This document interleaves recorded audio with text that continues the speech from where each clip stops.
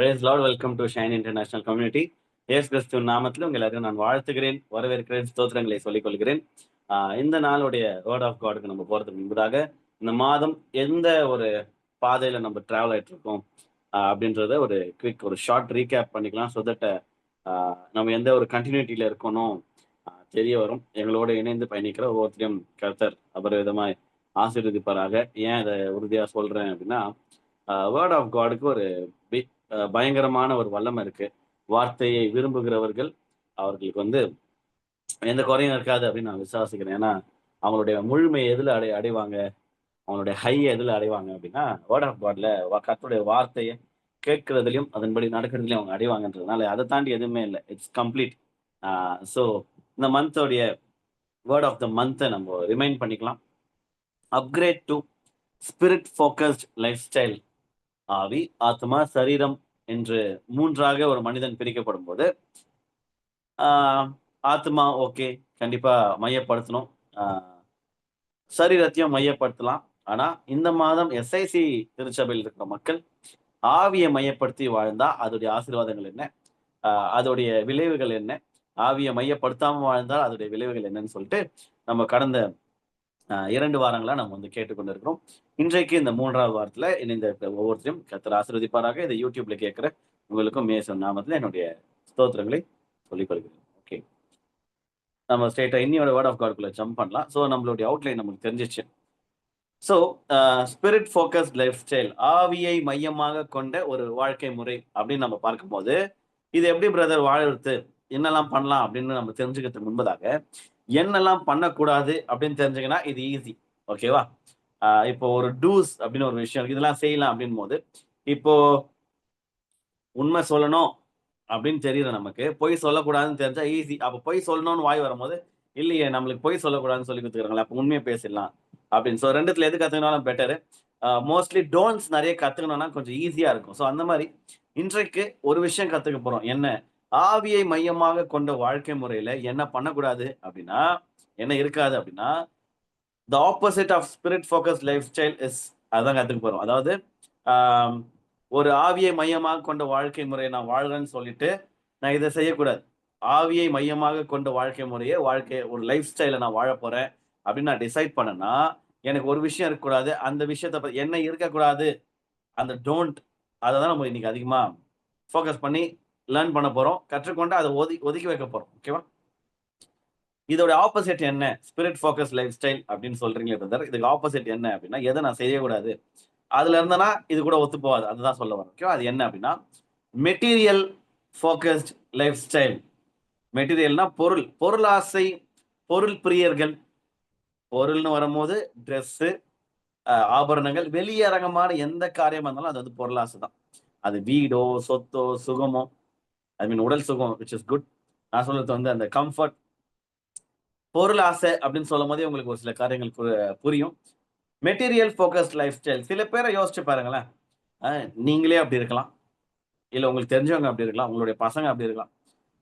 Focus ஃபுல்லா எது மேல இருக்கும்? தேவனுடைய ராஜ்யத்தை கட்டுறது, தேவனுக்காக எதனா செய்யறது, நல்ல ஆரோக்கியமான ஒரு வாழ்க்கையை வாழறது, அதெல்லாம் இருக்காது. அவங்க ஹெல்த் ரொம்ப டேமேஜ் ஆயிருக்கணும். ஆனா அவங்களுடைய ஃபோக்கஸ் எல்லாமே எது மேல இருக்கணும்? வெளியரங்கமான ஒரு காரியங்கள். It's okay to do makeup, நல்லா மாடஸ்டா ட்ரெஸ் பண்றது நல்லது. நான் பேசுறது மெட்டீரியலிஸ்டிக், அதை பத்தி நான் பேசுறேன். மெட்டீரியல் ஃபோக்கஸ்ட், அதாவது மையம், அவங்களுடைய சிந்தை, கவனம் முழுவதும் எதை மையப்படுத்தி இருக்கும் அப்படின்னா, மெட்டீரியலை மையப்படுத்தி இருக்கும். ஒரு வசனம் நம்ம இதுவா பார்க்கலாமா சம்மந்தப்படுத்தி? ஏன் இதை சொல்றேன் அப்படின்னா,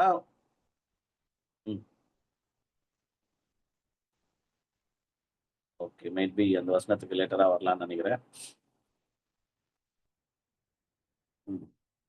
ஓகே, மத்தேயு 6:21 ஏசப்பா சொல்றாரு, உங்கள் பொக்கிஷம் எங்கே இருக்கிறதோ அங்கே உங்கள் இருதயமும் இருக்கும். அதனால தான் சொல்றேன். இப்போ நான் ஆவியை மையமா கொண்ட வாழ்க்கை முறையை நான் ஃபாலோ பண்றேன் அப்படின்னா, எதை வச்சு டெஸ்ட் பண்ணிக்கலாம்? சொல்றீங்களே தவிர செய்றீங்களா பிரதர் அப்படின்னு நீங்க என்ன கேட்டீங்கன்னா, நான் எதை வச்சு செய்யறேன் செய்யலன்னு எதை வச்சு டிசைட் பண்ணலாம்னா, என் பொக்கிஷம் எங்க இருக்கு, என்னுடைய ஹார்ட், என்னுடைய தேடுதல், என்னுடைய பாதை, என்னுடைய ஹார்ட் எங்க இருக்கு. உங்கள் பொக்கிஷம் எங்க இருக்கிறதோ அங்கே உங்கள் இருதயம் இருக்கு. இந்த வசனத்தை மத்தேயு 6:21 நல்லா ஸ்ட்ராங்கா இப்ப பேச போற சப்ஜெக்ட் நல்லா லிங்க் பண்ணிக்கலாம்.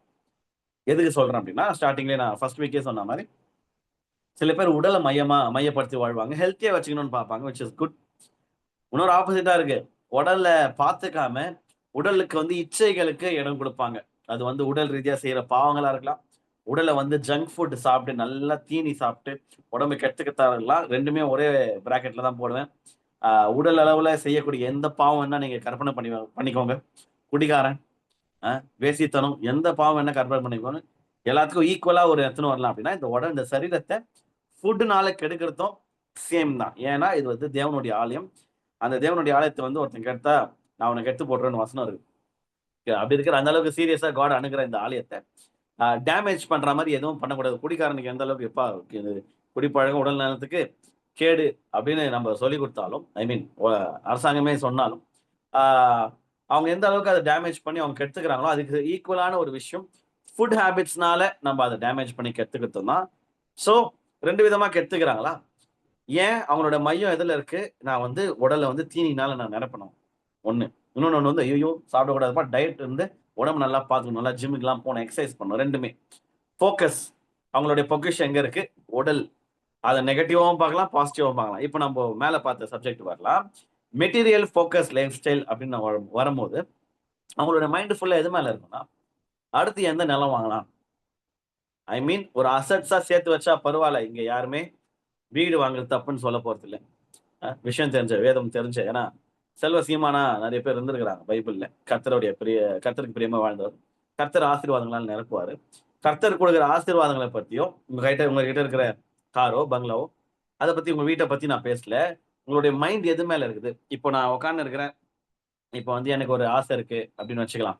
ஏதோ ஒரு விஷயம், ஏதோ ஒரு பொருள், ஓகேவா, பொருள் ஏதோ ஒரு விஷயம், பொருள் நான் வாங்க ஆசைப்படுறேன் அப்படின்னா, அதை நான் ஜெபத்துல வச்சுட்டு நான் என்னுடைய வேலையை பார்க்கறது, அதுதான் ப்ராப்பரான ஒரு மைண்ட் செட். எப்போ ஸ்பிரிட் ஃபோக்கஸ் லைஃப் ஸ்டைல், ஆண்டவரே எனக்கு இந்த தேவை, அண்டர்லைன், எனக்கு இந்த தேவை இருக்குதுப்பா. உதாரணத்துக்கு சொல்றோம்னா, நாங்கள் ஊழியத்துக்கு போறோம், தூரமா ஊழியத்துக்கு போக முடியல.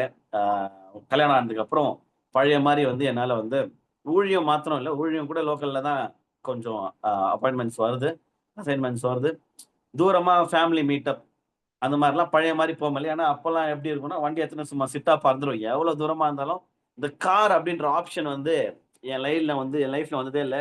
டூர் அடிச்சா கூட, கேரளா ஒரு டூர் போறோம் பசங்க கூட பிளான் பண்ணும்போது கூட வண்டியில போலாமான்னு ஒரு ஆப்ஷன் இருக்கும். இப்போ அப்படியே அந்த வண்டி லாங் டிரைவா அந்த வண்டியை அப்படியே கட் பண்ணிட்டு, ஏன்னா கூட நான் பொறுப்பான ஒரு ஃபேமிலி மேன் ஆனதுக்கு அப்புறம் அந்த பைக்ல இருக்கிற அந்த ரிஸ்க்ஸ் எல்லாம் அறிஞ்சு கூட இணைந்து ஒரு பெண்ணை, என் ஒய்ஃபை கூட்டிட்டு போகும்போது அவங்களுடைய உடல்நல அந்த கம்ஃபர்ட்லாம் யோசிச்சு பார்க்கும்போது என்ன ஜப குறிப்புக்கு போகுது ஆட்டோமேட்டிக்கா. ஃபேமிலி மேனா ஆனதுக்கு அப்புறம், நாளைக்கு குழந்தை வந்ததுக்கு அப்புறம் இன்னும் சேஃப்டிக்கெல்லாம் கன்சிடர் பண்ணி இப்பத்துல இருந்து ஒரு கார் வாங்கினா நல்லா இருக்கும். ஸோ இந்த மெட்டீரியல் ஃபோக்கஸ் லைஃப் ஸ்டைல் பண்ணாதீங்க அப்படின்னு நான் சொல்லும் போது என்ன நீங்க தப்பா புரிஞ்சுக்க கூடாது அப்படின்னா, அப்ப நான் வந்து வாழ்க்கையோட அடுத்த கட்டத்துக்கு போக கூடாதா? அப்ப நாங்க வீடு வாங்கக்கூடாதா பிரதர்? நாங்க கார் வாங்கக்கூடாதா? பிச்சைக்காரனா இருக்கணுமா? ஏழ்மையிலேயே இருக்குமா? தரித்திரத்திலேயே இருக்குமா? Definitely not. அப்படி தப்பா புரிஞ்சுக்க கூடாது சப்ஜெக்ட். அதனால தான் ஸ்டார்டிங்லேயே அந்த டிஸ்க்ளைமர் கொடுக்குறேன். நான் சொன்ன இந்த எக்ஸாம்பிளுக்கு வரேன். இப்ப நான் கார் வாங்கணும் அப்படின்றது நான் ஜெபமா பண்றேன். அது எங்க இருக்கணும்னா, ஆண்டவரோட நான் நேரம் ஸ்பெண்ட் பண்ணணும். எனக்கு குடுக்க போறது அவர் தான். ஓகேவா? பிளான்ஸ் குடுப்பாரு. காரு வாங்கக்கூடிய பணத்த நான் எப்படி சம்பாதிக்கலாம்னு திட்டங்கள் குடுப்பாரு. எப்படியோ அவர் வந்து என்னுடைய தேவைய சந்திப்பாரு. அது வந்து சேரும். சேர வேண்டிய டைம்ல. அதுல ஒரு டவுட்டும் கிடையாது. இந்த மெட்டீரியல் ஃபோக்கஸ் லைஃப் ஸ்டைல் நான் வாழுறேன்னா, பொருளாசை, பொருள் சார்ந்த வாழ்க்கை முறைய நான் வாழுறேன்னா, மையமா வச்சு வாழுறேன்னா, இல்ல ஆவியை மையப்படுத்தி வாழ்ற வாழ்க்கை வாழறான்னு எப்படி நான் நான் கண்டுபிடிச்சிக்கலாம் அப்படின்னா, நீங்க எப்படி கண்டுபிடிச்சுக்கலாம்னா, இப்ப எனக்கு ஒரு தேவை இருக்கு. தேவை என்னது? கார் வாங்கணும் அப்படின்னு சொல்லிட்டு. அந்த தேவைய மைண்ட் ஃபுல்லா எப்போ கார் வாங்கலாம்? என்ன வாங்கணும்? என்ன கலர்? அதாவது பார்த்து டிசைன் பண்ணி ஆண்டவர் என்ன ஆசீர்வதிச்சு காசு குடுத்ததுக்கு அப்புறம், என்ன கார் வாங்க போறேன்னு ஒரு மைண்ட்ல வச்சுட்டு அத ஆஃப் பண்ணி வச்சு அது ஓரமா வச்சிடணும். அது இல்லாம நினைப்பெல்லாம் ஐயோ! கார் இல்லையே! ஐய்யயோ! கார் இல்லையே! அவன்லாம் கார்ல போறானே! இவன்லாம் கார்ல போறானே! இவன் ஊழியமே செய்ய மாட்றான். இவன் கார்ல போறானே! அவன் விக்கிரக ஆராதனை பண்றான். அவன்லாம் காரு எனக்கு காரே இல்லையே! எதுவுமே இல்லையே! நான் கஷ்டப்படுறேன். வண்டியில போயிறேன், வரேன் டயர்ட் ஆகுது. இந்த மாரி வயித்தெரிச்சல் பட்டதுன்னா, என்னுடைய ஃபோக்கஸ் ஃபுல்லா எது மேல இருக்குது? இது இல்லையே! இது இல்லையே! அத தான் அட்ரஸ் பண்ண ஆசைப்படுறார் ஆண்டவரு. ஆவியினால் நடத்தப்படுகிறவன், ஒரு ஸ்பிரிட் ஃபோக்கஸ் லைஃப் ஸ்டைல்ல வாழ்றவன் எத ஸ்ட்ராங்கா டிசைட் பண்ணுவான்னா, எனக்கு ஒரு தேவை இருக்கு. அந்த தேவைய நான் அப்பாவுடைய பிரசனத்துல நான் வைக்கிறேன். ஜெப குறிப்பா நான் வைக்கிறேன்.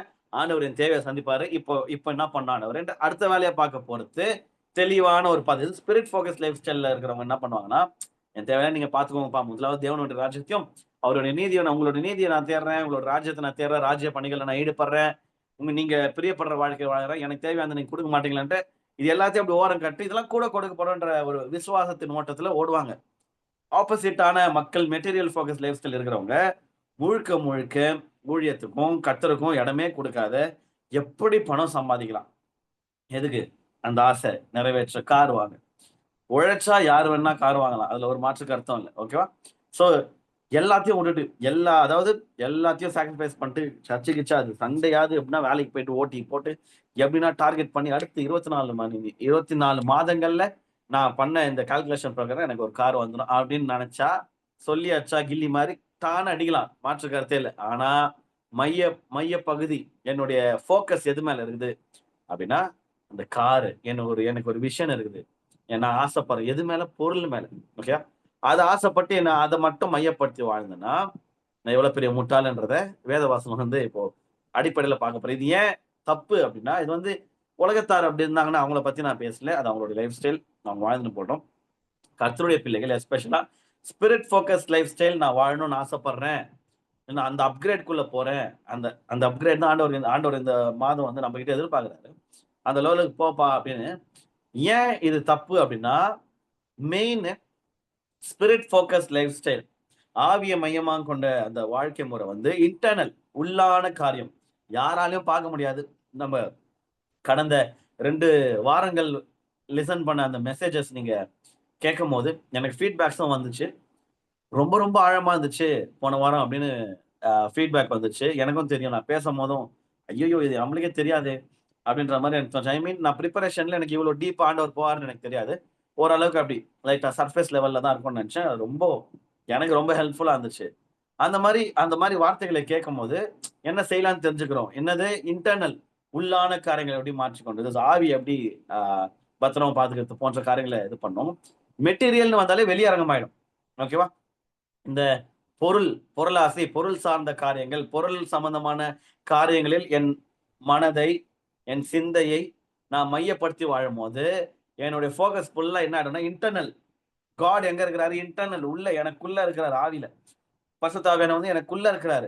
அந்த உள்ள இருக்கிற ஆவியும் மையப்படுத்தாம ஆட்டோமேட்டிக்கா என் ஃபோக்கஸ் எங்க ஷிஃப்ட் ஆகும்னா வேர்ல்டு, உலகம், வெளியே நான் போட்டுக்கிற துணி, நான் போட்டுக்கிற ஆபரணங்கள், என்னுடைய லேடிஸ் இருந்தீங்கன்னா உங்களுடைய ஆக்சசரிஸ் எல்லாமே ஃபோக்கஸ் ஃபுல்லா எது மேல இருக்கும்? அடுத்த மாசம் இது வாங்கலாம், இந்த மாசம் இதை வாங்கலாம், மீஷோல இது பார்க்கலாம், அமேசான்ல இதை பார்க்கலாம், பிளிப்கார்ட்ல முழுக்க முழுக்க முழுக்க சிந்த ஃபுல்லா எத்த வாங்கலாம், எத்த போடலாம், எத்த புரட்டலாம், வீடை நல்லா பாத்துக்கிறதுலாம் கரெக்ட் தான், அழகா வச்சுக்கிறதுலாம் கரெக்ட் தான். ஃபோக்கஸ் மையம். நாளைக்கு கர்த்தருடைய வருகை இருந்துச்சுன்னா நீங்க வாங்கின எந்த பொருளும் உங்க கூட வர போறது இல்ல. நீங்களே வருவீங்களான்னு தெரியாது. ஏன்னா மையம் எதை பத்தி இருக்கும் அப்படின்னா ஃபுல்லா அடுத்த ஒரு 150 வருஷம் 200 வருஷம் நம்ம வாழ்ந்துடுற மாதிரியும் அவ்வளவு மெனக்கெடல் அவசியமே இல்லை. இதெல்லாம் ஒரு பக்கம் ஓரமா வச்சுட்டு பண்ணக்கூடாது சொல்ல வர, திருப்பி சொல்றேன், இதெல்லாம் பண்ணாதீங்கன்னு சொல்ல வரல. அது மேல ஹை ஃபோக்கஸ் செலுத்தாதீங்க. அதிகமா செலுத்தப்பட வேண்டிய ஃபோக்கஸ் உங்க ஆவி மேல, உங்க மேல. உள்ளான காரியங்கள், உள்ளான மனிதன் பாடல் இருக்கு இல்லையா? உள்ளான மனிதன் நாளுக்கு நாள் புதிதாக்கப்படுகின்ற நேரம் இது, சோர்ந்து போகாது. சோ புதிதாக்கப்படுகின்ற ஒரு காரியமா அது வந்து ரோமர் 12:2 அதுதான் பாடல் எழுதியிருக்கிறாங்கன்னு நினைக்கிறேன். Transforming of minds. ஓகேவா? சிந்தைகள் வந்து ஒவ்வொரு நாளும் மனம் புதிதாகிறதுனாலே மறுமுகம். இதெல்லாம் உள்ளான காரியங்கள் நம்ம அட்ரஸ் பண்ணும்போது வெளியான காரியங்கள் அப்கிரேட் ஆட்டோமேட்டிக்கா ஆண்டவர் கட்டளையிடுவாரு. எந்த அடிப்படையில் இதெல்லாம் பேசுறோம்னா மெட்டீரியலிசம் ஏன் டேஞ்சர், ஏன் ஹைலி ரிஸ்க், ஏன் நம்போ கர்த்தருடைய பிள்ளைகள் அதில் மாட்டக்கூடாது அப்படின்னா, நமக்கு தேவையானதை தேவன் பார்த்துக் கொள்வார். அந்த வசனத்தை நான் திருப்பி கோட் பண்றேன். முதலாவது தேவனுடைய ராஜ்யம், இன்னும் உள்ளான காரியங்கள். ஓகேவா? அவருடைய தேவனுடைய ராஜ்யம் உங்களுக்குள்ள இருக்குது, உங்கள் கைகளில் இட்ஸ் நவ் அட் ஹேண்ட்னு வசனம் இருக்குது. ஓகேவா? இப்போ வந்துச்சு அப்படின்ற மாதிரி. ஸோ எல்லாமே ரொம்ப நியரா உள்ளான காரியங்கள் தான், இன்டர்னல். அதனால எக்ஸ்டர்னலான காரியங்கள்ல எச்சரிக்கையா இருங்க. எஸ்பெஷலா இந்த நாள் நம்ம அட்ரஸ் பண்ண போற சப்ஜெக்ட் வந்து மெட்டீரியலிசம். இந்த யூடியூப்ல கேட்கறவங்க டக்குன்னு சதறுவாங்க, ஐய நம்மளை போட்டு பழக போறாங்க போல. இல்ல, வார்த்தையை ஃபர்ஸ்ட் நிதானித்து கேட்டு ஓகே தானா, நம்ம எப்படி இருக்கிறோம்னு அனலைஸ் பண்ணி நல்லா இருந்தோமா சூப்பர், நல்லா இல்லையா ஓகே இதெல்லாம் நம்ம மாத்திக்கலாம். இவ்வளவுதான் சிம்பிளான விஷயம். 2 கொரிந்தியர் 4:18 இதை பத்தி ஒரு வசனம் படிக்கலாம். 2 கொரிந்தியர் 4:18. ஏனெனில் காணப்படுகிறவைகள் காணப்படுகிறவைகள் அநித்தியமானவைகள், காணப்படாதவைகளோ நித்தியமானவைகள். இப்ப எது நித்தியம், எது அநித்தியம்?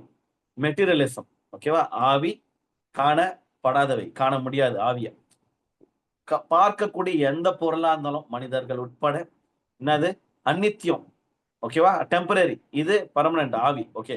அதனால காணப்படுகிறவைகள் அநித்தியமானவைகள், காணப்படாதவைகளோ நித்தியமானவைகள். ஸோ ஸ்பிரிட் ஃபோக்கஸ் லைஃப் ஸ்டைல்ல நம்ம வாழுறோம், இல்ல அப்கிரேட்குள்ள போகணும் அப்படின்னா, ஒரு விஷயம் நம்ம நல்லா வெட்டு ஒண்ணு துண்டு ரெண்டுன்னு ஒரு விஷயம் டக்குன்னு வரும்போது டெசிஷன் மேக்கிங் எப்படி எடுக்கலாம்னா, காணப்படுதா இது அநித்தியம். ரொம்ப டைம் ஸ்பெண்ட் பண்ணாத. கண்ணால பார்க்க மாட்டுதா ஏதோ ஒரு விஷயம், இல்ல ரொம்ப எஃபர்ட் போடாத, எனர்ஜி வேஸ்ட் பண்ணாத. ஆவி காண முடியாது. அன்பு காண முடியாது. சமாதானம் காண முடியாது. சந்தோஷம் சந்தோஷத்தை காண முடியாது. சந்தோஷத்தை வந்து வெளிப்படுத்தலாம். ஓகேவா? த்ரூ ஸ்மைலோ, டான்சிங்கோ, வாட் எவர். பட் சந்தோஷத்தை காண முடியாது. ஆவியின் கனியை எதையுமே காண முடியாது. அதனால தான் அது பேர் ஆவியின் கனி. உள்ள உள்ள இருக்குது பாருங்க. ஆவி ஆவி ப்ரொடியூஸ் பண்ற ஒரு ஃப்ரூட். ஸோ அப்படி இருக்கிற பட்சத்துல காணப்படுகிறவைகள் அநித்தியமானவைகள் என் மண்டையில நல்லா ஏறிச்சுன்னா, என் ஃபோக்கஸ் எது மேல இருக்காது, எது மேல வந்து நான் வந்து லேஸ்ல என்னுடைய அட்டென்ஷனை நான் போட மாட்டேன் அப்படின்னா, காணப்படுகிறவைகள் எது மேலயும் எனக்கு வந்து ஒரு விஷயம் நான் ஆசைப்படுறேன். இந்த பொருள் வாங்கணும். அது கிடைக்கல. ஓகே. டக்குன்னு எனக்கு முன்னாடி யாருன்னா வாங்கிட்டாங்க. ரொம்ப மனச போட்டுலாம் கஷ்டப்பட மாட்டேன். ஏன்? என்னுடைய ஃபோக்கஸ் என்ன? படாதவைகள். ஓகேவா? பார்க்க முடியாத காரியங்கள. பார்க்கக்கூடியதான சரி. இன்னைக்கு இல்லன்னா அது எனக்கு இல்லன்னா இப்ப என்ன? ஒரு பொருள் ஆசைப்படுறோம், வாங்க முடியல. So what? என்ன எதனா ஒரு குடிமூழ்கி போயிடுதா? எதனா பிரச்சனையா? எதனா அப்படி வாழ்க்கையே அப்படியே ஷிஃப்ட் ஆயிடுதா? தேவனுடைய ராஜ்யம் வரும்போது அந்த வாஷிங் மிஷின் எடுத்துன்னு வாப்பா அப்படின்னு சொல்லிக்கிறாரா? இல்ல நீ ஆசைப்படுற இந்த பொருள் எடுத்துன்னு வாப்பா. ஒண்ணுமே கிடையாது பாருங்களேன். நஷ்டம்னு எதுவுமே கிடையாது. மை மைட் பி சில நேரங்கள்ல நம்ம ஆசைப்பட்ட ஒரு சில காரியங்கள வாங்க முடியாத பட்சத்துல, செலவு மிச்சம்னு நெனச்சுக்கலாம். ஆக்சுவலா கொஞ்சம் பிராடர் மைண்ட்ல யோசிச்சு பார்க்கும்போது, ஆமா செலவு மிச்சம் விடு. எனக்கெல்லாம் அந்த மாரி இருந்துக்குது. ட்ரிம்மரு வாங்கணும் அப்படின்னு ஆசை. அடிக்கடி கடைக்கு போ வேண்டியதா இருக்குது. இதோ இந்த தாடி.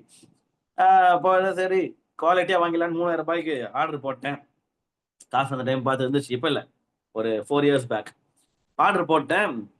ரிட்டர்ன் ஆயிடுச்சு. ஐ மீன் அமேசான் வந்து எங்க ஊர்ல டெலிவர் பண்ணல. அப்போ அந்த அட்ரஸ்க்கு வராது. ஏதோன்ட்டு ரிட்டர்ன் பண்ணிட்டு மணி ரிட்டர்ன் பண்ணா. அப்புறம் யோசிச்சேன். ஆமா. மாசத்துக்கு ஒரு வாட்டி ஏதோ நான் தாடி வளர்க்குற ஆளு. நமக்கு எதுக்கு அவ்ளோ நீட் இல்லையே. ஏன் டக்குன்னு பொருளாசை தான் அது. பொருளாசை தான் அது. ஓகேவா? நீடு தான். பட் வந்து அதான் யாரோ கேட்டாங்க. வீட்லயா யாருன்னு தெரியல. ரூ. 800க்கும் இருக்குது, ரூ. 1000க்கும் இருக்குது. ஏன்டா என் ஃப்ரெண்ட் கேட்டான். சாரி. அவன் மூலியமா தான் ஆர்டர் பண்ணேன். அவனே கேட்டான். மாமா என்ன 3000 35 பிலிப்ஸ் போற? நீ கம்மி உன் யூசேஜ் என்ன கம்மி தானே? ஆமாண்டா ரொம்ப ரேரா தானே யூஸ் பண்ணேன். நீ லோ குவாலிட்டி வாங்கிக்க வேண்டியது தானே? இல்லடா வாங்குறது உருப்படியா வாங்கிடலாம். நான் என்னன்னா குவாலிட்டியா இருந்தா லாங் லாஸ்ட் ஆகும். அந்த டார்கெட்டு.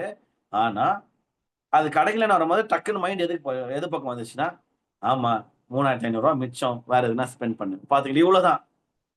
ஆனா, மெட்டீரியல் ஃபோக்கஸ்ட் லைஃப் ஸ்டைல் இந்த மெட்டீரியல மையமா கொண்ட வாழ்க்கை முறைய வாழ்றவங்களுக்கு இது செம்ம டிஸ்டர்ப் ஆயிடும்.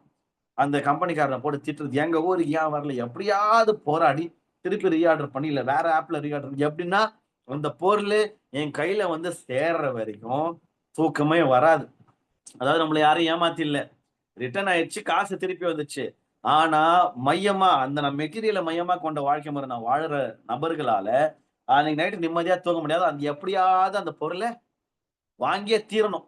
நீலாம்பரி மாரி ஆயிடுவாங்க பாருங்களேன். படையப்பா எப்படின்னா கல்யாணம் பண்ணு அந்த அ டேப் ரெக்கார்ட திருப்பி போட்டு, போட்டு, போட்டு, போட்டு பார்த்து, அந்த மாரி திருப்பி அந்த ஆப்ப பார்த்து, திருப்பி அந்த விஷயத்த பார்த்து யாருன்னா எங்கனா வாங்குனா.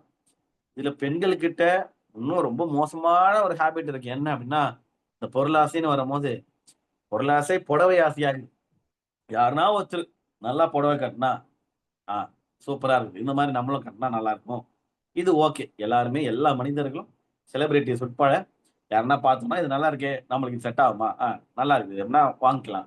இது நல்ல ஒண்ணும் பெரிய தப்பு கிடையாது. பாவம் கிடையாது. அது இச்சையும் கிடையாது. ஓகேவா? அவங்க போட்டு அத புடிங்கிறது தான் இச்சை. பிறருக்கு உண்டான யாவற்றும் இச்சாது இருப்பாங்கன்னு வரும்போது, அவனுக்கு இருக்குது அத நான் புடிக்கலாம்னு நினைக்கிறேன்னா, அது இச்சை. இந்த மாரி நம்மளும் வாங்கிக்கலாம்னு இட்ஸ் ஓகே. எதுக்கு இத சொல்றேன்னா, ஃபோக்கஸ் ஃபுல்லா எப்படின்னா, அவங்கள விட ஒரு பெட்டரான சாரி வாங்குற வரைக்கும், நான் வந்து எனக்கு தூக்கமே வராது. அவங்கள விட எதனா ஒரு ஒரு பெஸ்ட்டா வாங்கி அப்படி சீனா போய் கட்டிட்டு போயிட்டு, அப்படியே நிக்கும்போது கேஷுவலா நிப்பாங்க. எதுக்கு? "ஆ சிஸ்டர் சூப்பரா இருக்கு சிஸ்டர்" சொல்றோம். தேங்க்யூப்பா. இங்க தான் வாங்குனேன், அங்க தான் சொல்ற வரைக்கும் தூக்கமே வராது. நான் பொய் சொல்றேனா, நீங்க சொல்றது. அன்மியூட் பண்ண வேணாம், மனசுக்குள்ளேயே சொல்றேன். உண்மையதான் பேசுறேன், உங்களுக்கே தெரியும். ஏன் ஏன் இது ரொம்ப டேஞ்சர்னா, மனசுக்குள்ள போட்டி பொறாமை எங்கிருந்து வருது? சகோதரி உங்களுடைய ஃப்ரெண்டு தானே, உங்களுடைய சகோதரி தானே, உங்களோட சகோதரன் தானே, எங்கிருந்து இது வந்து பாத்தீங்களா? பிசாசோடைய ஏதோ ஒரு நெகட்டிவான ஒரு இம்பாக்ட் இதுல இருக்குது. அதனாலதான் வசனம் சொல்லுது, காணப்படுகிறவைகள் அநித்தியமானவைகள். பார்க்க முடியுத காரியமா அது வந்து டெம்பரரி தான். நாளைக்கு கிழிஞ்சு போயிடும், நாளைக்கு அயர்ன் பண்ணும்போது தீஞ்சு போய் ஏதோ ஒண்ணு ஆகும், காணாம போயிடும். என்ன பண்ண முடியும்? எதுக்கு அது மேல அவ்வளவு இன்வெஸ்ட்மெண்ட்? அப்ப எது மேல அதிகமா இன்வெஸ்ட் பண்ணா, காணப்படாதவர்களாகிய உள்ளான காரியங்கள், ஆவியின் கனி, எஸ்பெஷலா ஆவிய மையமா கொண்டு வாழும்போது இது நம்ம வந்து ரிஸ்க் இல்லாம வாழணும். ஓகேவா? அதனால அவர் சொல்றாரு பாருங்க, மத்தேயு 6:21, உங்கள் பொக்கிஷம் எங்க இருக்கிறதோ அங்கே உங்க இருதயம் இருக்கும். ஓகே, சமாதானமா ஒரு இடத்துக்கு போவோம், டக்குன்னு யோசிப்பீங்க, பொக்கிஷம் எங்க இருக்கு? நகை மேல பொக்கிஷம் இருக்கிற ஆளுங்க, ஆஹா, நகை இந்த மாதிரி விட்டு வீட்டுல இந்த மாதிரி பீரோல வச்சுட்டு வந்துக்கிறோமே, இல்ல எங்கன்னா லாக்கர்ல வச்சுட்டு வந்துக்கிறோமே, இந்த மாதிரி நம்ம வீட்டை விட்டு 2 நாள் போயிருக்கிறோம், யாருன்னா திருட்டாங்கன்னா இந்த வீட்டுக்கு ஒரு நாளும் திருட வந்திருக்க மாட்டான். உங்க வீட்டுல அந்த பொருளோ பணமோ நகையோ இருக்குதுன்னு தெரியாது. ஆனா மைண்ட் அந்த பொக்கிஷம் எங்க போயிட்டு ஒரு இடத்துக்கு என்ஜாய் பண்ண தான் போவீங்க. டூர் போயிருப்பாங்க. அந்த டூர் அந்த 2 நாள் 3 நாள் என்ஜாய் பண்ண முடியாத அளவுக்கு எதனா ஆயிடுமோ, திருடன் வந்துருவானோ, மைண்ட் ஃபுல்லா ஓட்டி ஓட்டி ஓட்டி பிரசன்ட சாவச்சிட்டானா, நடக்கவே இல்ல. ஒரு விஷயம் அந்த மாதிரி நடக்கவே இல்ல. பிரசன்ட சாவச்சுனா வாழ்க்கைய வாழவே முடியாது. வீட்டுக்கு வந்து அப்பாடா பூட்டிதான் இருக்கு. அப்ப திருடல. இது வரைக்கும் அவங்களுடைய ஹார்ட் ஓயாது. படபடப்பா இருக்கும். காரணம் பொக்கிஷம் எங்க இருக்குது? நகை மேல, பணம் மேல. சேஃப்டியா இருக்கிறதுலாம் பிரச்சனை இல்ல. நீங்க என்ன பண்ணணும்? திருடன் வந்து தூக்கணும்னு நினைச்சா, இந்த காலத்துல தூக்கினா இப்ப வேற சைபர் குற்றங்கள்லாம் நிறைய நடக்குது. போன்ல இருந்து கூட தூக்குறான். அதனால இன்னும் பெருசா நம்மளால கண்ட்ரோல் பண்ண முடியாது. சோ அந்த பொக்கிஷம் எங்க இருக்குதுன்னு செக் பண்ணிக்கோங்க. அந்த மாதிரி டைம்ல என்ன அதட்டி ஜெபம் பண்ணலாம் அப்படின்னா, அதெல்லாம் எங்க வீட்டெல்லாம் எங்க ஏசப்பா பார்த்துப்பாரு. தூதர்கள் காவல் இருப்பாங்க. இப்போ இருக்கிற நான் செலிப்ரேஷன, என்னுடைய வெக்கேஷன நான் என்ஜாய் பண்றேன். எங்க எதுக்கு ஃபங்ஷனுக்கு வந்திருக்கோமா, ஜாலியா என்ஜாய் பண்ணலாம் வாப்பா. அந்த மைண்ட் செட்டுக்கு வாங்க. அந்த மாரி ஒரு தாட் வரும்போதே, இல்ல அத பார்த்துக்கலாம். அதுல இருந்து எனர்ஜி வேஸ்ட் பண்ணுவாரு. ஏன்னா காணப்படுகிறவர்கள், காணப்படாதவர்கள் தான் நித்தியம் செய்யாது. என் இதயத்தை என் பொக்கிஷத்த நான் இங்க வைக்கிறேன்ற மாரி. ஓகேவா? இன்னொரு ஒரு வசனம் படிக்கலாம். 1 தீமோத்தேயு 6, 17, 18, 19 வசனங்கள்ல இத குறிச்சு ஆவியானவர் என்ன சொல்றாரு பார்க்கலாம். இவ்வுலகத்திலே ஐஸ்வர்யம் உள்ளவர்கள் இருமாப்பான சிந்தையுள்ளவர்களாய் இராமலும், நல்லா பாருங்க, காசு இருக்கிறவங்க ஐஸ்வர்யம் உள்ளவர்கள் இருமாப்பான சிந்தையுள்ளவர்களாய் இராமலும், இருமாப்புள்ள சிந்தை இருக்கக்கூடாது அப்படின்னு சொல்றாரு. அடுத்த வசனம் தான் முக்கியம். அடுத்த வார்த்தை தான் நிலையற்ற ஐஸ்வர்யத்தின் மேல். பா, ரொம்ப ஸ்ட்ராங்கான வேர்ட் ஆஃப் காட் பாருங்க. நிலையற்ற ஐஸ்வர்யம். நீங்க ஆசைப்படுற, தேவையா இருக்கிற இல்ல, ஆசைப்படுற ஒரு ஐஸ்வர்யமோ ஒரு பொருளோ அது நிலையற்றது. அதை நல்லா மைண்டுக்குள்ள ஹார்ட்டுக்குள்ள நல்லா ரெஜிஸ்டர் பண்ணிக்கோங்க. நிலையற்ற அதனால அது என்ன சொல்லுவாருன்னா, நிலையற்ற ஐஸ்வர்யத்தின் மேல் நம்பிக்கை வைக்காத, நம்பிக்கை வையாமலும் நாம் அனுபவிக்கிறதற்கு சகலவித நன்மைகளையும் நமக்கு சம்பூர்ணமாய் கொடுக்கிற ஜீவனுள்ள தேவன் மேல் நம்பிக்கை வைக்கும். பாத்தீங்களா? அதாவது எது மேல? நிலையற்ற ஐஸ்வர்யத்தின் மேல உன் நம்பிக்கை வைக்காத, காட் மேல நம்பிக்கை வை. அப்படின்னா என்ன அர்த்தம்னா, இதுல நிலையற்ற ஐஸ்வர்யம் காணப்படுகிறது அனித்தியம், காணப்படாதவைகள் நித்தியம். அப்படி வரும்போது எது காணப்படாது? கர்த்தரை இப்ப நம்மளால பார்க்க முடியாது. அப்ப அதுதான் நித்தியம்னா, அங்க அவர் மேல நம்பிக்கை வைப்பா. உன் பொருள் மேல, உன் பணத்து மேல, உன் ஐஸ்வர்யத்தின் மேல நம்பிக்கை வை. நிலையற்ற ஐஸ்வர்யத்தின் மேல் நம்பிக்கை வையாமலும் நாம் அனுபவிக்கிறதற்கு சகலவித நன்மைகளை யார் கொடுப்பாரா? அவர் கொடுப்பார். ஓகேவா? நாம் அனுபவிக்கிறதற்கு நிறைய பேர் அனுபவிக்கிறதே இல்லை. ஏன்?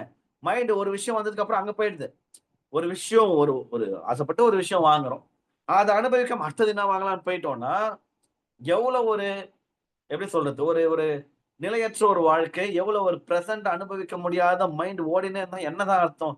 நீங்க தான் பல நாள் பிரயாசப்பட்டு ஜெபம் பண்ணி ஒரு பொருளை வாங்கியிருப்பீங்க. ஒரு விஷயத்த வந்திருக்கும். அத அத அனுபவிக்கவே விடாத அளவுக்கு பிசாசு என்ன பண்ணுவான்? இது இது விடு. அதான் வந்துச்சுல்ல. அடுத்தது ஏன்? கொஞ்ச நாள் தான் இத அனுபவிங்களேன் நல்லா. யோசிச்சு பாருங்க. இப்ப நான் ஆசைப்பட்டு ஒரு பைக் வாங்குறேன். அத கொஞ்ச நாள் கூட ஓட்டி, அப்பா எவ்வளவு நாள் பிரயாசம் அப்படின்ட்டு அத அனுபவிச்சு, கொஞ்சம் இயர்ஸோ, கொஞ்சம் மாதங்களோ அதுல நல்லா ஓட்டி, டைம் ஸ்பெண்ட் பண்ணாம, வண்டி வந்துச்சு. அடுத்தது கார் என்னன்னா, அப்ப என் மைண்ட் இது எவ்வளவு நாள் பிரயாசம். அ இங்க வந்து எதுக்கு அவ்வளவு பெரிய டக்குனு ஷிஃப்ட்? அதுதான் நல்லா பாருங்க. நிலையற்ற ஐஸ்வர்யத்தின் மேல் நம்பிக்கை வைக்காத, நாம் அனுபவிக்கிறதற்கு அனுபவிக்கிறதற்கு அண்டர்லைன். நாம் அனுபவிக்கிறதற்கு சகலவித நன்மைகளையும் யார் கொடுப்பா? அப்பதான் கொடுப்பாரு. ஹல்லேலூயா. சகலவித நன்மைகளையும் நமக்கு எப்படி கொடுப்பாரா? சம்பூர்ணமாய் கொடுக்கிற. இதுதான் அழகே, இந்த வசனத்தோட அழகே. நாம் அனுபவிக்கிறதற்கு சகலவித நன்மைகளையும் நமக்கு சம்பூர்ணமாய் கொடுக்கிற ஜீவனுள்ள தேவன் மேல் நம்பிக்கை வைக்கும். நிறைய பேர் பண்ற தப்பு, சுயத்தின் மேல நம்பிக்கை வச்சு என் உழைப்பு, என் ஹார்ட் ஒர்க்கு, இந்த மாதிரிலாம் பண்ணி நீங்க நல்லா வாழ்ந்தா சந்தோஷம். ஞானவன் என்ன பண்ணுவான்னா, நான் என் உழைப்புலாம் ஒரு பக்கம் இருக்கட்டும், ஆண்டவருடைய கிருபைன்னு ஒண்ணு இருக்குது. என் உழைப்பு ஒரு பக்கம் நான் கன்சிஸ்டன்டா போட்டுனே இருந்தாலும், அவர் கிருபை என்ன டக்கு டக்கு டக்கு டக்குன்னு வேற இடத்துக்கு உழுத்துன்னு போவோம். இந்த வசனம் தெரிஞ்சு, ஓகே நெறைய ரொம்ப நாள் ஆகும் இந்த நான் பண்ற பிளான். அதனால என்ன பண்ணலாம்னா, கொஞ்சம் ஞானத்தோட என்ன பண்ணலாம்னா, நான் அனுபவிக்கிறதற்கு சகலவித நன்மைகளையும் எனக்கு சம்பூர்ணமாய் கொடுக்கிற ஜீவனுள்ள தேவன் மேல நான் நம்பிக்கை வைக்க போறேன். ஃபோக்கஸ் அவர் மேல செலுத்த போறேன். காணப்படாத தேவன் மேல வைக்கவும், நன்மை செய்யவும், நற்கிரியைகளில் வான்களாகவும். ஓகேவா? நன்மை செய்யுங்க. எதுல ஐஸ்வர்யவானா இருக்கணும்னு ஆண்டவர் அட்ரஸ் பண்றாரு அப்படின்னா, நற்கிரியைகளில் ஐஸ்வர்யவான்களாகவும், தாராளமாய் கொடுக்கிறவர்களும், உதாரண குணம் உள்ளவர்களுமாய் இருக்கவும். எப்படி என்கரேஜ் பண்றாரு பாத்தீங்களா பால்? இந்த மாதிரி இருப்பான்னு சொல்லிட்டு சொல்றாரு தீமோத்தேயுக்கு. நித்திய ஜீவனை பற்றி கொள்ளும்படி திருப்பி வராரு பாருங்க. எங்க வராரு பாருங்க. காணப்படாத நித்திய ஜீவன். காணப்படுறதுலாம் விடுறா, ரொம்ப அதெல்லாம் போட்டு மெனக்கெட்டு இருக்காது. நித்திய ஜீவனை பற்றி கொள்ளும்படி வருங்காலத்திற்காக தங்களுக்கு நல்ல ஆதாரத்தை பொக்கிஷமாக வைக்கும். திருப்பி பொக்கிஷம் வருதா? ஹார்ட்டை இது மேல வையி, நித்திய ஜீவன் மேல வையி, காட் மேல வையி. நீ வேற எந்த உலக பொருள் பின்னாடி போனாலும் பெரிய பெரிய செலிபிரிட்டி சொல்றது என்ன தெரியுமா? நான் வந்து ஒரு விஷயத்த ஆசைப்பட்டு போய் அடைஞ்சேன். அங்க அதுக்கு பல வருஷம் ஆச்சு. இதுதான்டா அல்டிமேட். இங்க போய் நான் நின்ற இந்த சூப்பர் ஸ்டார்டம்ல இந்த ஒரு ஸ்தானத்தை நான் அடைஞ்சிட்டேன்னா அதுக்கு மேல ஒண்ணும் இல்ல. இதுதான் என்னுடைய வாழ்க்கையின் கனவு, லட்சியம். நான் போய் நிக்கும் போது தான் தெரியுது, இங்க வந்ததுக்கு அப்புறம் ஒண்ணுமே இல்ல. It's just wake. இதுக்கா இவ்வளோ பிரயாசப்பட்டோம்? ஒண்ணுமே இல்லையே, இது ரொம்ப சப்புன்னு இருக்கு அப்படின்னு சொல்லிட்டு சொல்றாங்க. நிறைய செலிபிரிட்டி இன்டர்வியூஸ் நீங்க எடுத்து பாத்தீங்கன்னா, இந்த மாதிரி பிலாசாபிக்கல் கொஸ்டின் கேட்கும்போது இதுதான் பதில் வருது. நிறைய பேர் பெரிய தலைங்க, நான் சொல்றது சூப்பர் ஸ்டார் மாதிரி பெரிய தலைங்க, அது ஒண்ணுமே இல்லைங்க அப்படின்ற மாதிரி ஆயிடுவாங்க. ஏன்னா இங்க இருந்து பார்க்கும்போது தான் பிரம்மாண்டமா தெரியும். அங்க போனதுக்கு அப்புறம் இது ஒண்ணுமே இல்லையே. நம்ம அந்த காலகட்டத்துல ரொம்ப சமாதானமா, சந்தோஷமா, சரி இப்ப ஜாலியா இருந்தோமே, இப்ப பயமா இருக்குது. புரியுதுங்களா? ஏன்?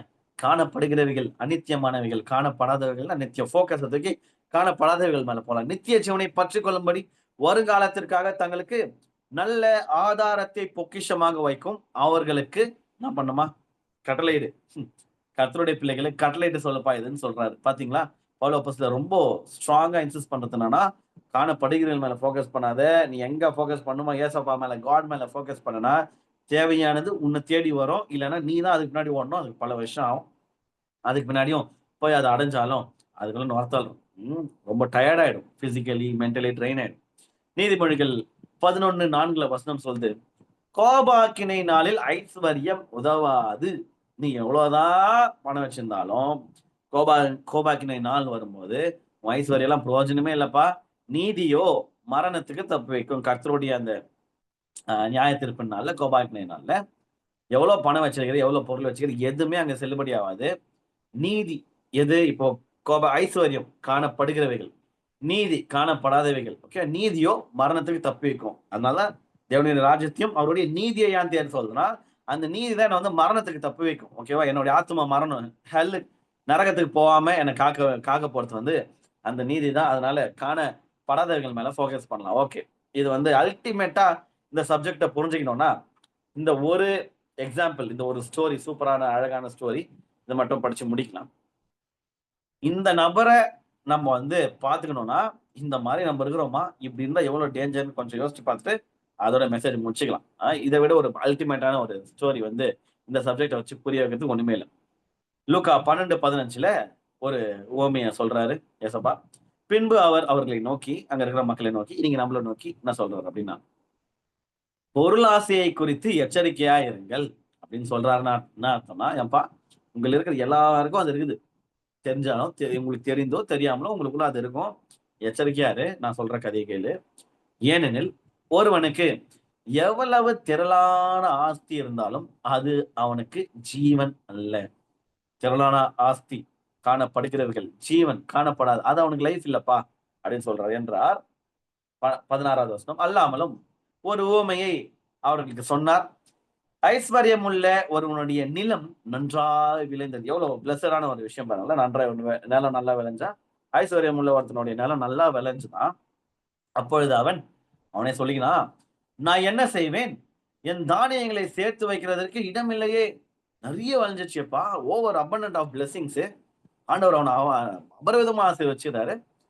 நிறைய விளைஞ்சிச்சு, என்ன பண்றது, இடம் இல்லையே அப்படின்னு சொல்லிட்டு அவனுக்கு சொல்லிக்கிறான், நான் ஒன்று செய்வேன், என் களஞ்சியங்களை இடித்து, ஆல்ரெடி இருக்கிறாரு, இடிச்சு பெரிதாக கட்டி இன்னும் எக்ஸ்பேண்ட் பண்றாரு அவருடைய டெரிட்டரிய. எனக்கு விளைந்த தானியத்தையும் என் பொருள்களையும் தானியத்தையும் என் பொருள்களையும் அங்கே என்ன பண்றாரா, சேர்த்து வைத்து, பின்பு ஆத்மாவே, அது அண்டர்லைன் பண்ணணும். நம்ம ஆவி ஆத்மா சரீரத்தை பத்தி அலசினதுக்கும் ஆவியை மையப்படுத்தணும். ஆத்மாவும் முக்கியம். அவர் சொல்லுகிறாரு பாருங்க, ஆத்மாவே உனக்காக அநேக வருஷங்களுக்கு அநேகம் பொருள்கள் சேர்த்து வைக்கப்பட்டிருக்கிறது. அதனால நீ என்ன பண்ண ராஜா, நீ இளைப்பாரி. ஆத்மாவை நோக்கி சொல்றாரு, நீ இளைப்பாரி, நிறைய உழைச்சிட்ட, நிறைய சேர்த்தம் வச்சிட்ட, நீ என்ன பண்ணு. ஆத்மாவை நோக்கி அவர் சொல்றாரு பாருங்க பணங்க, நீ இளைப்பாரி, புசித்து குடித்து பூரிப்பாய். இப்போ இந்த வசனத்துல அநேகம் பொருள் வந்துச்சா, இளைப்பாறுதல் பிசிக்கல், ஓகே, பிசிக்கல் ரெஸ்ட், புசித்து குடித்து எல்லாமே காணப்படுகிறவர்கள், ஓகேவா. பூரிப்பாயிரு என்று என் ஆத்மாவோடே சொல்லுவேன் என்று தனக்குள்ளே இங்க, ஓகே, சிந்தித்து சொல்லி கொண்டான். சிந்தித்து சொல்லி அவனுக்குள்ளே ஒரு கான்வர்சேஷன் நடக்குது. அவனும் நானும் பேசிக்கிற மாதிரி, என் ஆத்மாவோட நான் சொல்லுவேன் என்று தனக்குள்ளே என்ன பண்ணான்னா, தனக்குள்ளே சிந்தித்து சொல்லிக் கொண்டான். என் ஆத்மாவோடே சொல்வேன் என்று தனக்குள்ளே சிந்தித்து சொல்லி கொண்டான். தேவனும் அவனை நோக்கி, இப்போ அவன் ஏதோ ஒண்ணு அவனுக்குள்ள சொல்ல போறான். தலைவர் வராது, தேவனும் அவனை நோக்கி. அவன் சொன்னது தேவன் கிட்டலாம் இல்ல, அவனுக்கு அவன் ஆத்மாவை பார்த்து அவன் சொல்லிக்கிறான். ஆனா தேவன் சொல்றான் அவனை நோக்கி, மதிக்கேடனேன்றாரு. எவ்வளோ காட் ஒரு ஹியூமன் பீயிங். இது ஒரு உவமை தான், பட் ஸ்டில் அதோட இம்பாக்ட பத்தி நம்ம புரிஞ்சுக்கலாம். மதிக்கேடனே, உன் ஆத்மா உன்னிடத்துல இருந்து இந்த ராத்திரியில் எடுத்துக்கொள்ளப்படும். அப்பொழுது நீ சேகரித்தவைகள் யாருடையதாகும்? ஏன்பா இன்னைக்கு நைட்டு நீ பார்சல் ஆக போற, யாருக்காக இவ்வளோ லோன்னு அழிஞ்சுன்னு இருக்கிற? என்னதான் கதை, என்னதான் பிளான், எத்தனை வருஷம் நீ வாழ்வேன்னு நினைச்சுன்னு இருக்கிற? எதை மையப்படுத்திருக்கணும், எதை நீ ஃபோக்கஸ் பண்ணி வாழ்ந்துருக்கணும்? ஆவி இல்லையா, ஆத்மா இல்லையா? ஆத்மா தான், அது அடுத்த மாசம் வருவோம்னு நினைக்கிறேன். ஆத்மாவும் குரூஷியல், ஆத்மாவை கரப்படாம பாத்துக்கணும். அதுல பெரிய சப்ஜெக்ட், அதுக்குள்ள போலாம். ஆவியை மையமா படுத்தி வாழ சொன்னா நீ என்ன பண்ணுகிற, எது பின்னாடி ஓடுற, ஏன் இதுக்கு இவ்வளவு மெனக்கிற, ஏன் இதுக்கு இவ்வளவு ஸ்பெண்ட் பண்ற? இதை நான் ஈஸியா வந்து உங்ககிட்ட சேவ் பண்ணேன். என்னுடைய ராஜ்யத்துல என்னோட நீதியோட தேடமோ இதெல்லாம் அசால்ட்டா உங்ககிட்ட வருமே, எது இவ்வளவு அலைச்சல், இவ்வளோ லோன்னு நாய் பழப்புன்னு வாங்க பெருமை. அதே எக்ஸாக்டா நாய் பழப்பு தான். இவ்வளோ ஹார்ட் ஒர்க் பண்ணி, hard work is good, smart work is good, but the more better is asking for grace. கர்த்தருடைய கிருபையில ஒருத்தன் வாழ்ந்தான்னா, நான் தேடி போய் ஒரு விஷயத்தை அடையிறது ஹார்ட் ஒர்க், ஸ்மார்ட் ஒர்க். அது என்னை தேடி சுத்தின்னு ஒரு விஷயம் வந்து சேர்த்து கிருபை. இது வந்து என்னுடைய இன்டர்பிரேஷன், ஓகேவா. நான் தேவ பிரசனத்துல காத்திருந்து, நான் கர்த்தருக்கு பிரியமான ஒரு வாழ்க்கை முறையை வாழும் போது, என் சம்பாத்தியம், என்னுடைய ஹார்ட் ஒர்க்ல ஒரு பக்கம், ஐ மீன் என்னுடைய கன்சிஸ்டன்சிய உழைப்புல நான் போட்டுனே இருக்கும்போது, எனக்கு தேவையானது சுத்தின்னு என்கிட்ட என் மடியில வந்து விழணும். அதுதான் கிருபை. நான் அதை அனுபவிச்சிருக்கேன், அதனாலதான் சொல்றேன், ஓகேவா. நான் தேடி போனாலும் கிடைக்கும். விஷயம் என்னன்னா, ஹார்ட் ஒர்க், ஸ்மார்ட் ஒர்க், இந்த விஷயம் வந்து கால்குலேட் பண்ணி ஓடி ரொம்ப மெனக்கெட்டு ஒரு விஷயத்தை அடிக்கலாம். It will take much time. கிருபை பல நாள், பல வருடங்கள் நான் உழைச்சு சம்பாரிச்சு நொந்து நூடுல்ஸாய் அதான் அந்த உபத்திரவங்களை அனுபவிச்சு கிடைக்க வேண்டிய விஷயம் அப்படின்றதுக்குள்ள என்கிட்ட வந்து ஊந்துச்சுன்னா அது கிருபை, அது தேவனால் கூடும். அதனால்தான் சொல்றேன், ஸ்பிரிட் ஃபோக்கஸ் லைஃப் ஸ்டைல் நம்ம வாழும்போது நம்முடைய தேவைகளை தேவன் நிச்சயமா சந்திப்பாரு. ஆசைகள் இருந்துச்சுன்னா அவர்கிட்ட சொல்லும் போது சில விஷயம் சொல்றாரு, இல்ல ராஜா தேவையில்லாத ஆசை பண்ணுங்க, இது அனாவசியம் அப்படின்றதா ஈஸி ப்ரேயர் கான்வர்சேஷன்ல புட்டு புட்டு வச்சிருவாரு. அப்ப என்ன பண்ணலாம், அப்படியே ஆண்டவரே சாரி ஏதோ ஒன்று ஆசைப்பட்டு விட்டுருங்க, சரி வாங்க நம்ம ஒரு கதையை பார்க்கலான்ட்டு ஃபோக்கஸை இங்க ரீடைரக்ட் பண்ணி போயின்னு இருக்கும். இந்த ஒரு கான்வர்சேஷனை கர்த்தர் இடத்துல வைக்காத என்ன பண்ணுவாங்கன்னா, கர்த்தர் சித்தம் போலன்ட்டு உலக பொருட்கள் பின்னாடி ஓடி ஓடி டக்குன்னு ஒரு நாள் வரும், மரணம் வரலாம், இல்ல அவருடைய வருகை வரலாம். ரெண்டுமே ஒண்ணுதான். ஓகேவா? ரெண்டுமே ஆத்மா வந்து அவர்கிட்ட எடுத்துட்டு போற கணக்கு. நியாயத்தீர்ப்பின் நாள்ல நிக்கும் போது ரொம்ப பரிதாபமா ஃபீல் பண்ண போனது நம்ம தான். ஏன்னா, ஐயோ இத்தனை நாட்கள் வேஸ்ட் பண்ணிட்டேனே, இந்த நாட்கள் எத்தனை ஆத்துமாக்களை நான் சம்பாரிச்சிருக்கணும், என்ன பண்ணிட்டு இருக்கேன் அப்படின்ற மாதிரி நம்ம யோசிக்க வேண்டியதா இருக்கும். இந்த கதைக்கு திருப்பி வரலாம். அவர் சொல்றாரு, மதிகேடனே, உன் ஆத்துமா உன்னிடத்திலிருந்து இந்த ராத்திரியிலே எடுத்துக்கொள்ளப்படும், அப்பொழுது நீ சேகரித்தவைகள் யாருடையதாகும் என்றார். தேவனிடத்தில் ஐஸ்வர்யவானாய் இராமல் தனக்காகவே பொக்கிஷங்களை சேர்த்து வைக்கிறவன் இப்படியே இருக்கிறான். இப்போ ஒரு விஷயம் தப்பா புரிஞ்சுக்க கூடாது. தனக்காக அப்ப பொக்கிஷத்தை சொத்தை சேர்த்து வைக்க கூடாதா? அப்படி இல்லை. வசனத்தை தெளிவா படிக்கணும். அதனாலதான் சொல்றேன். அப்போ பணக்காரங்களாம் பரலோக ராஜ்யத்தை அது கடினம்னு சொல்லிட்டு சொல்றாரு. இப்போ பணக்காரன்லாம் எல்லாருமே வந்துட மாட்டாங்களா? அப்படி இல்லை. தேவனிடத்தில் ஐஸ்வர்யவானாய் இராமல் கமா தனக்காக தனக்காகவே பொக்கிஷங்களை சேர்த்து வைக்கிறவன் இப்படி இருக்கிறான். அப்போ அந்த கமாவுக்கு முன்னாடி இருக்கிற வார்த்தை ரொம்ப முக்கியம். தேவனிடத்தில் ஐஸ்வர்யவானாய் இருந்து தனக்காக பொக்கிஷங்களை சேர்த்து வைக்கிறவன் சேஃப். இப்ப நம்மளுடைய ஃபோக்கஸ் எது மேல இருக்குது இந்த மாசம்? ஏன் ஸ்பிரிட் ஃபோக்கஸ் லைஃப் ஸ்டைல் வாழணும்? ஆவியானவரை பிரியப்படுத்தும் ஒரு வாழ்க்கை முறைக்கு ஏன் போலாம், அப்கிரேட் ஆகலாம்னு சொன்னா, இந்த ஃபர்ஸ்ட் 2 வார்த்தை தான். தேவனிடத்தில் ஐஸ்வர்யவானாய் இருப்பது. இதுக்கு ஆப்போசிட் பொக்கிஷம் நல்லா சேர்த்து வச்சு நல்லா உலக ரீதியா ஐஸ்வர்யவானா இருக்குது, which is good, which is okay. But பரலோக ராஜ்யம் போக முடியுமா? அதை மட்டும் வச்சுக்கின்னா டெஃபினெட்லி நாட்.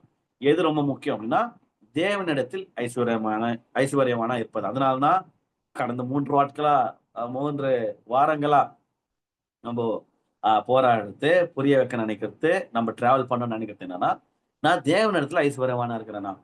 உங்க கையில இருக்கிற மோதிரமும், உங்க கழுத்துல இருக்கிற செயினும், உங்க காதுல இருக்கிற அந்த கோல்ட் ரிங் இயரிங்கும், இல்ல பிளாட்டினமோ டைமண்டோ வாட் எவர் இட் இஸ், ரொம்ப அழகா இருக்கிறீங்க, வெரி குட், சந்தோஷம். பட் அது என்ன பரலோகத்துக்கு கொண்டு போகாது. அது நம்ம எல்லாருக்குமே நல்லா தெரிஞ்ச விஷயம் தான். அது எனக்கு நித்திய ஜீவனை கொடுக்காது. அதுவும் நல்லா தெரிஞ்ச விஷயம் தான். அப்புறம் ஏன் அவ்வளவு மெனக்கெடல்? அது எனக்கு கிருபையில கிடைக்குது, நான் உழைக்கிறேன், என் வீட்டுக்காரர் வாங்கி கொடுத்தாருன்னா ஸ்தோத்திரம். பட் என் மைண்டு எது மேல அடிக்கிறது? என் பொக்கிஷம் எங்க இருக்குது? என்னுடைய மைண்ட் செட், என்னுடைய தாட்ஸ், என்னுடைய மோட்டிவ்ஸ், என்னுடைய இன்டென்ஷன்ஸ், என்னுடைய ஓட்டம் எதை மையப்படுத்துகிறது? எப்படி நான் இதை அடைஞ்சே தீரும். சில பேர் பாருங்க, இந்த இந்த வீடு வாங்குறது, நிலம் வாங்குறது, ஃபோக்கஸ் ஃபுல்லா அது மேல இருக்கும் பாருங்களேன். நீங்க யோசிச்சு பாருங்க. கொஞ்சம் உங்களுக்கு அந்த மாதிரி நபர்கள் தெரிஞ்சாங்கன்னா அவங்கள மைண்ட்ல இந்த டைம்ல போட்டு பாருங்க.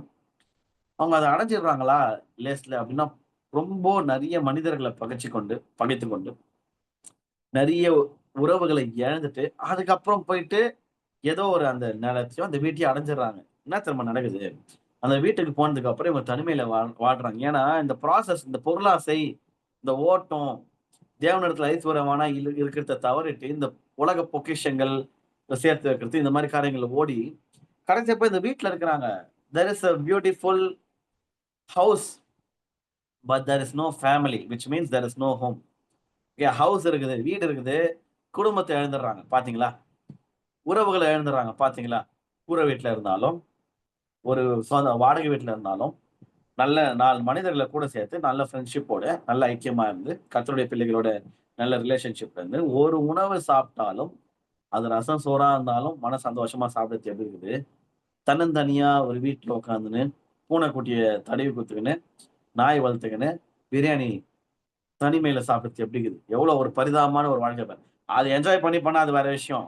ஆனா இவங்க அதை ஆசைப்படாம பண்ணாங்கன்னா அதை பத்தி பேசுனேன்.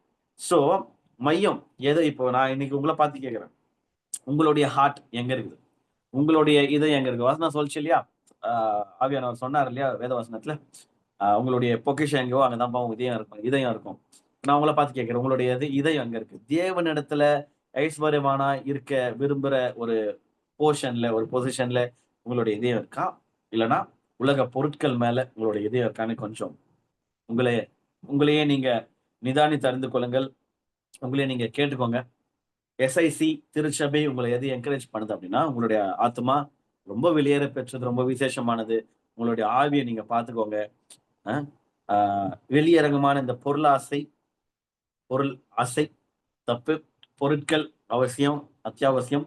பொருள் ஆசை தப்பு. அந்த பொருள் ஆசை, பொருள் பின்னாடி ஓடுறத விட்டு, பொருளு உங்கள தேடி வரணும். அந்த விதமா நீங்க வச்சுக்கோங்க. உதாரணத்துக்கு சொல்றேன். பெரிய, பெரிய கிரிக்கெட் பிளேயர்ஸ்லாம் வேர்ல்ட் கப் சாம்பியன்ஸ் ஆவுறாங்க. இந்தியா இப்போ வேர்ல்ட் கப் சாம்பியன்ஸ். கார் கம்பெனிக்காரன் என்ன பண்றான்? கார் அவங்க வீடு தேடி அனுப்புறான். யாரு? இவங்களுக்கு அதுக்கு சம்மந்தமே இல்ல. ஆனா, ஐயோ! என் நாட்ட வின் பண்ணி குடுத்துக்கிறீங்களே! நீங்க பயங்கரமா நீங்க என்ன பண்ணுங்க, என்னுடைய காரோடைய அம்பாசிடர் ஆவுங்க. என் காருக்கு நீங்க நீங்க ஸ்பான்சர்ஷிப் வாங்க. நான் அக்ரீமெண்ட் சைன் பண்றேன்னு சொல்லிட்டு, பொருள் அவங்களுடைய பெர்ஃபார்மன்ஸ, அவங்க வேல்யூவ அவங்க மேல நல்லா ஸ்ட்ராங்கா வைக்கும்போது, பொருள் இவங்கள தேடி வருது. கார், வீடு தேடி வருது. ம். பெரிய, பெரிய லெஜெண்டரி ஒரு சைனிங் ஆட்டோமேட்டிக்கா இவங்கள தேடி வருது. ஏன்? அவங்களுடைய பிராண்ட அவங்க மேம்படுத்தும்போது, ஆட்டோமேட்டிக்கா அவங்களுக்கு தேவையானது அவங்க அவங்க ரொம்ப இதுல நீட்ல இருந்து கூட இருந்திருக்கலாம். காருக்குலாம் பல நாள் ஆசைப்பட்டுருக்கலாம். பட் ஒரு ஒரு லெவலுக்கு அவங்க போனதுக்கு அப்புறம் இவங்கள தேடி வருது. அததான் நான் சொல்றேன். அந்த மாரி நம்மளுடைய ஆவியையும், ஆத்மாவையும் நம்ம மையப்படுத்தி, இது 2ம் நல்லா ப்ராப்பரா பார்த்துக்கும்போது, சரீரத்த ஆட்டோமேட்டிக்கா இங்க டியூன் ஆயிடும். ஆவிய மையப்படுத்தும்போது சரீரமும், ஆ இந்த பக்கம் என்னது ஆ சரீரமும், ஆத்மாவும் ஆட்டோமேட்டிக்கா டியூன் ஆயிடும். இத பண்ணும்போது இந்த பொருளாசைலாம் டக்கு டக்கு டக்குன்னு போவும். தேவையான பொருட்களை கர்த்தர் என்னிடம் சேர்ப்பார். அதுல ஒரு மாற்று கருத்தும் இல்ல. தேவையான காரியத்த சம்பாதிக்க, பெற்றுக்கொள்ள கர்த்தர் கிருபை பாராட்டுவார். எனக்கு ஃப்ரீயா கூட கிடைக்கும். நான் நான் உழைச்சு தான் சம்பாரிச்சு வரணும்னா, அதையும் கர்த்தர் அனுமதிப்பாரு. அதுவும் அனுபவிச்சு எனக்கு கிடைச்சிருக்குது. நானே சாட்சி. நான் எதிர்பார்த்த டைம்ல டக்குன்னு நான் ஒரு நாள் ஜெபம் பண்ணிருப்பேன். டக்குன்னு என்ன தேடி வரும்போது, ஐய்யயோ! நம்மளே ஜெபம் பண்ணிட்டு மறந்துட்டோமே! எப்படி இது? அவர் ஞாபகம் வரும். ஆமா அவர்கிட்ட போட்டு வச்சோம்ல பெட்டிஷனு. எடுத்துட்டு வந்து குடுத்துட்டாரு ஃப்ரீயா. இதுவும் நடக்கும். ஸோ மெயின் ஃபோக்கஸ் எது மேல வைக்கலாம்னா, பொருளாசை, பொருட்கள் மேல இல்லாம, ஆவிய மையப்படுத்தி, கர்த்தர மையப்படுத்தி, கர்த்தரிடத்துல எப்படி ஐஸ்வர்யவானா இருக்கிறது? தேவன எப்படி பிரியப்படுத்துறது? அப்படின்னு நம்ம ஃபோக்கஸ் பண்ணும்போது, எல்லாமே கூட கொடுக்கப்படும். ஒரு வசனத்த நான் ரிமைண்ட் பண்ணி முடிக்கிறேன். முதலாவது தேவனுடைய ராஜ்யத்தையும், அவருடைய நீதியும் தேடுங்கள். அப்பொழுது நீங்க ஆசைப்படுறது மட்டும் இல்ல, அது காட்டுற நெறைய இவைகள் எல்லாம், எல்லா காரியங்களும் உங்களுக்கு கூட கொடுக்கப்படும். கர்த்தர் இந்த வார்த்தையை ஆசீர்வதிப்பாராக. இது உங்களோட வாழ்க்கையில பெரிய இம்பாக்ட் கிரியேட் பண்ண நான் விசுவாசிக்கிறேன். Thank you so much. God bless you all.